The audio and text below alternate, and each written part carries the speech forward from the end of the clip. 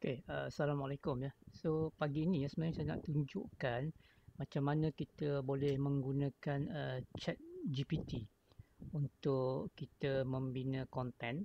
Tak kiralah sama ada di social media, blogs ataupun video skrip, di mana kita boleh buat konten ni sebenarnya dengan mudah. Dalam tak sampai masa 1 minit kita dah dapat konten, dan kita boleh juga edit konten itu untuk bersesuaian dengan kita punya niche yang nak kita lakukan ya. Pertama saya nak cerita tentang apa maksud tu Chat GPT ni. Chat GPT ni bermakna adalah Chat Generative Pre-training Transformer, iaitu software yang membenarkan pengguna untuk bertanya soalan menggunakan kaedah secara berbual ataupun secara natural dengan AI ataupun robot lah. Jadi apa yang perlu kita buat adalah kita kena daftar satu akaun.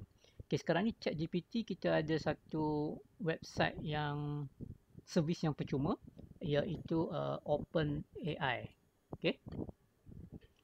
Di sini saya pergi ke openai.com. Anda boleh lihat di screenshot ini berkenaan dengan ChatGPT. Jadi apa yang anda kena buat adalah anda kena sign up. Anda kena sign up. Dia akan launch sign up punya web page, dan anda boleh masukkan email, kemudian anda buat verifications melalui email, dan juga dia akan hantar satu message ke dalam handphone anda untuk memastikan anda adalah human lah, bukan robot. Jadi di sini saya dah create account saya dalam OpenAI. Dan dalam OpenAI ni juga kita ada pelbagai aplikasi. Jadi pertama saya login. Saya login, saya ambil di bahagian chat sahaja ya. Saya login dan saya login menggunakan saya punya credential.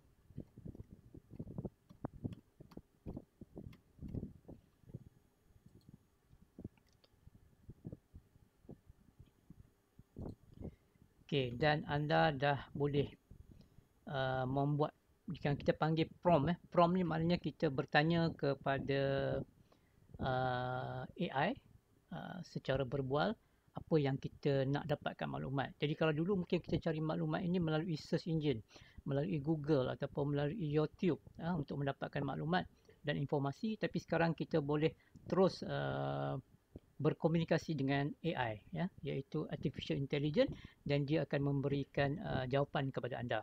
Jadi kita boleh buat dalam pelbagai language. Dan pada kali ini saya nak gunakan bahasa Malaysia. Jadi mungkin saya nak bertanya dekat sini, saya tanyakan dia 7, saya akan tuliskan 7 keburukan ataupun 7 risiko lah ya. 7 risiko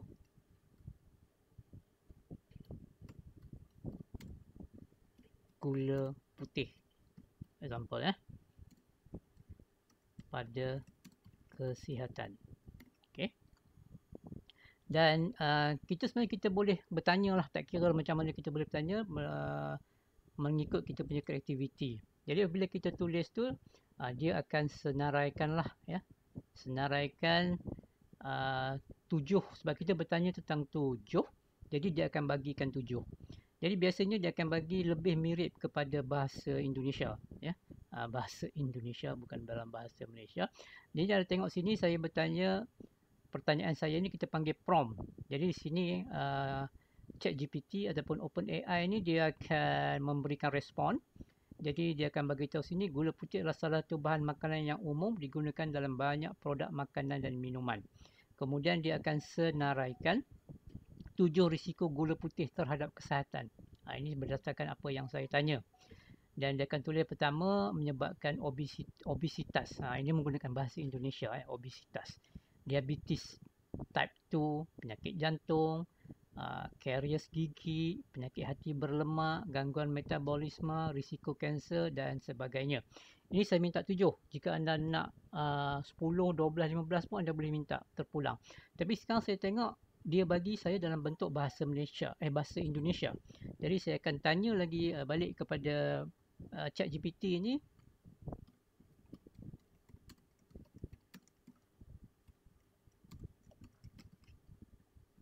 Secara spesifik lah, saya minta dia tuliskan dalam bahasa Malaysia. Kita tak payah nak elaborate lagi sebab konversasi ini adalah berkenaan dengan gula putih.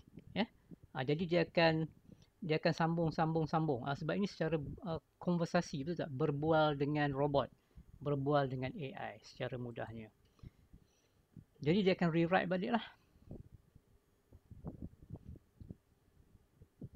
Kan tadi obesitas, sekarang sudah jadi obesity.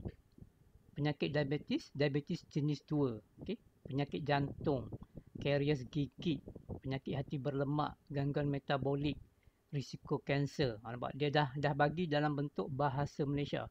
Jadi sekarang anda tengok, anda dah dapat respon yang menarik. Dah ada satu konten. Konten ni anda boleh buat di mana? Boleh buat juga di blog, boleh buat di Facebook ke, ataupun boleh buat video. Tapi kalau nak buat dalam Facebook, anda bertanya related dengan Facebook, nanti saya tunjukkan bagaimana ya. Sekarang anda ada satu konten berkenaan dengan apa dia tadi? Kita punya pertanyaan kita 7 risiko gula putih pada kesihatan, terhadap kesihatan, dia bagi lebih cantik. Okay. Sekarang saya nak tanya dia lagi. Tuliskan mungkin dalam kaedah perbualan, sebagai contohlah, perbualan, dan masukkan kata kunci untuk search engine optimization. Macam tu.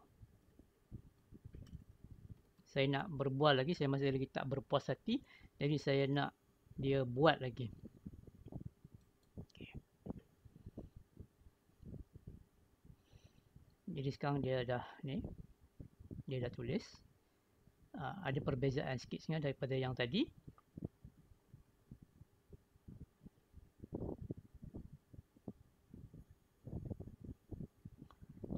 Tapi mungkin secara saya tulis ni tak begitu menarik sebab kita ada tulis ni kan, menggunakan kata kunci dan sebagainya. Okey. Ini dah nampak satu yang lebih sesuai. Terdapat beberapa risiko yang perlu diambil kira apabila melihat pengambilan gula putih terlalu banyak. Ini adalah beberapa risiko yang berkaitan dengan kesihatan. Nampak? Dia lebih menarik kalau kita bandingkan daripada sini. Gula putih adalah satu bahan makanan yang biasa digunakan dalam banyak produk makanan dan minuman. Yang ni mungkin terlalu orang kata official kan. Jadi kalau kita nak tulis blog mungkin begini. Tapi mungkin juga kita nak dia buat lagi. Mungkin kita katakan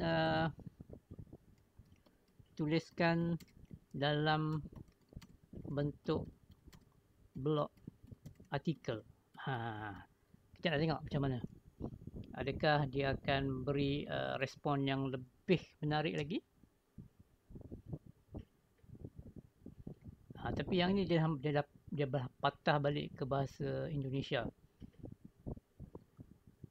Tapi tak mengapa. Dia dah bagi satu title. Dia bagi title. Dan nampak cara penulisan dia dah berubah sikit. Dan kadang-kadang dia slow. Dia akan slow. Dia akan slow sebab ramai yang menggunakan. Jadi sebab dia slow. Lagipun kita menggunakan ChatGPT OpenAI versi percuma. Okey, sekarang dia sudah tulis yang lebih panjang, yang lebih sesuai untuk blog. Dia bagi tajuk lah dia bagi. Okey, tajuk dah dia bagi. Jadi mungkin kita nak minta dia tukar, tulis dalam bahasa Malaysia.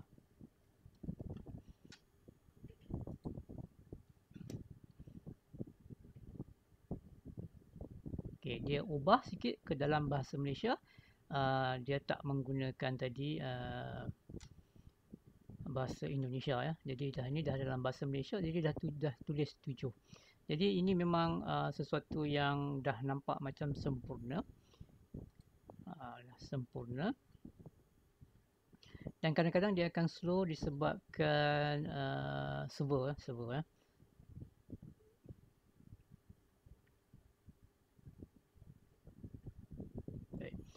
Dan mungkin juga kita nak dia tulis agenda dan sebagainya, tapi ini dia punya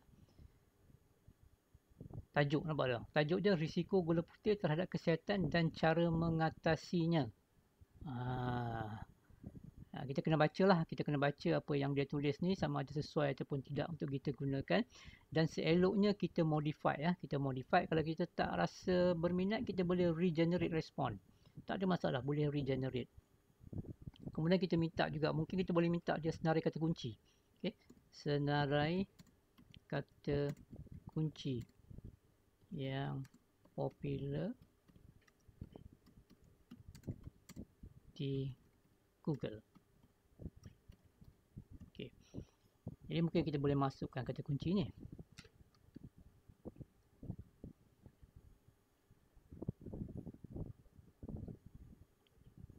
Biasanya ada sedikit server yang perlu kita tunggulah ya. Kadang-kadang dia slow.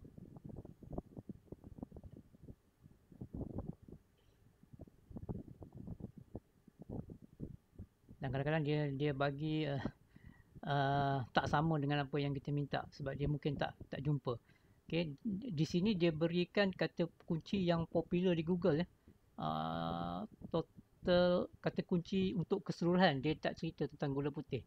Jadi mungkin kita nak tentang gula putih, kita kena bagi dia sedikit maklumat yang lebih panjang lah. Ini dia bagi 10 ni kata kunci yang popular lah, yang popular. Sebab kita tanya kata kunci popular di Google, mungkin kita kena tulis yang lain lah. Kita bertanya yang lain.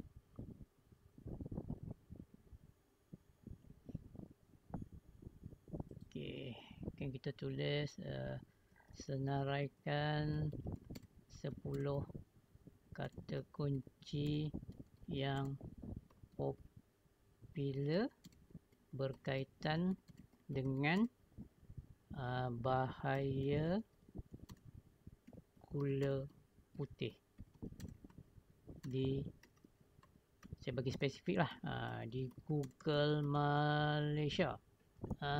Okay. Kita tanya lagi dekat dia. Kita nak 10 je. Nampak? Ini kita boleh pakai lah. Kita boleh guna. Risiko gula putih pada kesihatan, kesan buruk gula putih terhadap tubuh, bahaya gula putih bagi diabetes, pengaruh gula putih terhadap obesiti, gula putih dan penyakit jantung. Okay, ini adalah kata kunci yang kita boleh guna. Kemudian kita dah dapat satu orang kata artikel untuk blog. Tapi kadang-kadang nak cepat